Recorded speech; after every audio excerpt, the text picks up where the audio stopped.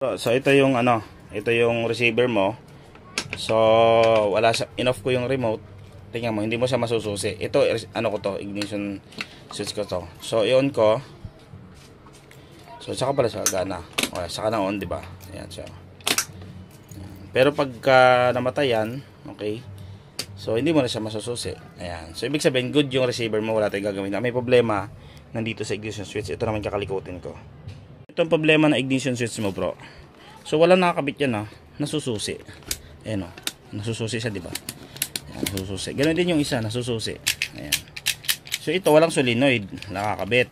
Ayan. So yung isa naman may solenoid. So dapat ganito siya. Hindi mo siya masususi. Ayan. Saka lang siya gagana kapag yun. Pero pagka namatay siya or nag-off na, nag-trigger na yung solenoid, hindi mo siya ma-on. Sa'yo, na-on. So ibig sabihin, walang nakakabit, walang naka-trigger sa mga linya. Ang may problema, nasa solenoid or sa mga pin. Okay? So susubukan natin i-repair itong dalawang muntong susian. Bro, ito yung tinry mo kanina. Kaya nasususi pa rin yung luma. Nilagay mo yung solenoid nito dito. Kasi magkaiba sila ng pin. So ang pin ito ay maiksi. So para dito, pag nilagay natin dito, hindi mo siya masususi. Ayan, hindi mo siya masususi. Kasi yung pin niya sakto. Pero pag walang pin, ayun, nasususi natin, Ayan, di ba? Pero pag nilagay natin dito sa luma mo, ayan, so tingnan natin ito ko, ilawan ko. Malalim yung pinaka niya, yung pinaka butas niya. So yun, makikita niyo gumagalaw doon, ayun, Ayan siya. Okay, yun, malalim. So pag nilagay ko to, so nilipat mo nga yung solenoid dito, papunta dito, tama nga naman para matesting mo, pero nasususi pa rin kasi hindi umaabot yung pinaka pin. So ang kailangan pa rin dito yung lumang pin niya. Okay? So ngayon, ito ang i-repair natin itong bago. So yung sa luma mo, sundan mo na lang kung paano ko gagawin dito. Okay? So sa paglagay ng pin, so lagay mo natin yung pin and then ilagay natin yung spring sa taas. Ayan. So ngayon hindi papasok yung pin dyan. So ilalagay natin dito. Ayan, ayan, dyan. Okay. And then ilagay natin to. Ito yung mahaba, diba? Yung maiksi ilalagay natin doon. Then ilagay natin doon sa lagayan. Ayun, so dapat ganito siya. Ngayon, nakita nyo, bumabalik. Kasi pag nagkaroon to ng polarity, positive at negative, hihigop siya. Parang starter relay lang din, humihigop siya. Dapat ganoon. Pag hinihigop siya, nagkaroon ng positive negative, aangat doon sa pin, masususi mo na siya. Ngayon, ilalagay natin doon ngayon. And then, pag nalagay natin dyan, ititesting natin doon sa ating saksakan kung gumagana na siya. Okay? Ayun, bro. Nilagay ko yung ignition switch ngayon, nakakabit na yung solenoid. So ito yung remote niya. Okay, so tinanggal ko muna yung sa akin. So same pala na Aerox din sa akin, Aerox din sa kanya. So on natin. On natin muna yung ayan, so on natin. Ito ang problema nito, hindi nagre-response ngayon itong receiver niya dito sa kanyang ignition switch. Kaya wala siyang tunog, Yan. Okay? So, ang problema, ibig sabihin, pag nilagay ko to, gumagana. Pero pag ito kinabit, hindi gumagana. So, may problema dito, either dito sa mga saksakan or sa solenoid. So, tetesterin naman natin ng multitester yan. Okay? So, hindi pala natapos ang problema, hindi na doon sa pin.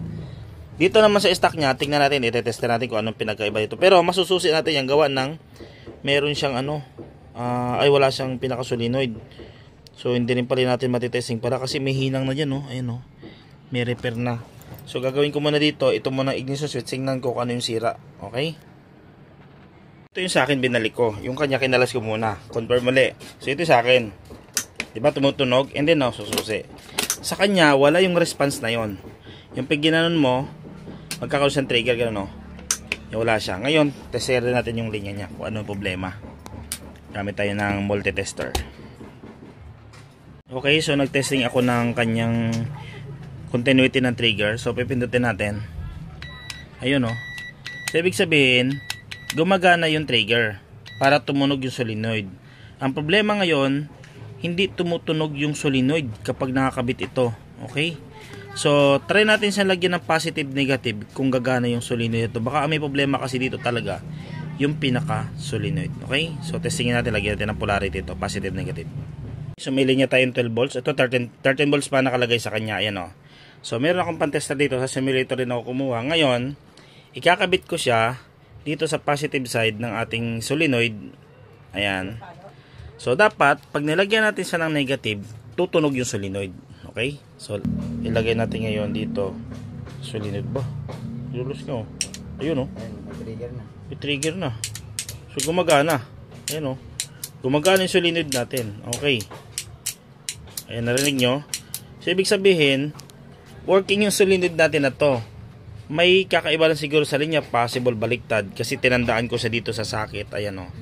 Nilagyan ko siya ng positive, negative. So, yung positive dito nakalagay ang pula. So, pwedeng baliktad lang yung linya. Mamaya ito try natin. Ngayon, makikita nyo siya. Ayan siya, oh. Nag-trigger siya. Pero, nung nilagay ko siya doon, hindi gumagana. Okay? So, kasi, pag naka-on yan, tanggalin ko muna yung on siya. Ayan. Mau-on mo yung mau-on mo ngayon yung pinaka solenoid. Ayan, oh. Patunogin ko, ah. Ay, medyo mahirap sa pag one hand kasi mahirap talaga, eh. Ayan. Kasi ngayon, hindi na siya masususi. Ayan, oh. Ibig sabihin, gumagana na yung pin. Okay? So, masususi lang natin yan kapag gumana yung solenoid. Ayan, oh. Diba nasusi natin, oh. Ayan, oh. Tanggalin natin to. So, nasusi na natin. Ayan, oh. Okay? So, ngayon, ang problema nito, either sa linya or sa sakit, may baliktad. So, isasolve muna natin kung saan ang problema. So, gumagana naman yung solenoid, eh. Okay? So, ayusin ko muna yung pin or baliktarin ko yung wire and then i-testing natin doon kung mag-working na siya. Okay? So, nakita ko yung problema. Binaliktad ko yung linya. Okay? Ito kasing wire, itong nakakabit na ito, hindi na kasi sa tanso. Hindi katulad ng original. Ayun siya. Hindi ko na mabuksan. Ayun, tanso siya. Pero ito, ang mga wire nito, hindi na tanso. Ano siya, parang yung puti yung wire. Ayan, okay? Pero, ito na siya nung tinesting ko siya. Ayan, o. Rinig nyo? And then, na-on na siya. Ayan, o. Na-on, ayan, o. Pag in-off ko, ayan siya. Pero mahina lang yung tunog niya. Tayo natin. Ayun, narinig nyo? Pag in-on ko, ayun, nag-on na siya. So, gumagana na ang ating ignition switch. So, binaliktad ko lang yung linya. So, nilagay ko lang yung positive sa negative. Pero, ang may problema dito, itong solenoid. So, kanina, tinutuktok ko siya. Gumana. Kanina ayaw gumana. Pero, tinutuktok ko gumana. So, possible, hindi rin tumagal tong solenoid. So, ang pinakamaganda talagang gawin dito, original na solenoid. Okay? So, yung wire nito, pakita ko sa inyo mamaya. Hindi sa tanso. Babaklasin ko. Okay? So, okay na to. Working na siya. Ayan. Okay na. Ayan. Ayan. Hindi mo na siya masususi. Oh. Diba? Hindi mo na masususi. Ayan. Ulit. Tayo natin na. Ayan. Hindi mo na siya masusi. On ko lang. Masusi mo na siya. Okay na. Ito yung sa akin. Pakinggan nyo yung solenoid. Ba ang lakas? Dito, mahina lang siya. Ayan, o. Ayan, lakas. Ibig sabihin, yung solenoid dito magandang klase. Yung solenoid nito, possible mahina na klase. Okay? So, hindi naman natin masabing ano, pero mahina talaga. Narinig naman natin, eh. Yung isa. Ito siya, o. Mapapansin nyo yung wire sa loob. Ayun, o, puti. Nakita nyo? Puti siya. Hindi na siya tanso. Ayun. Kaya possible mahina ang resistance. Kaya mahina din yung pitik nito. Okay? So pinakita ko lang.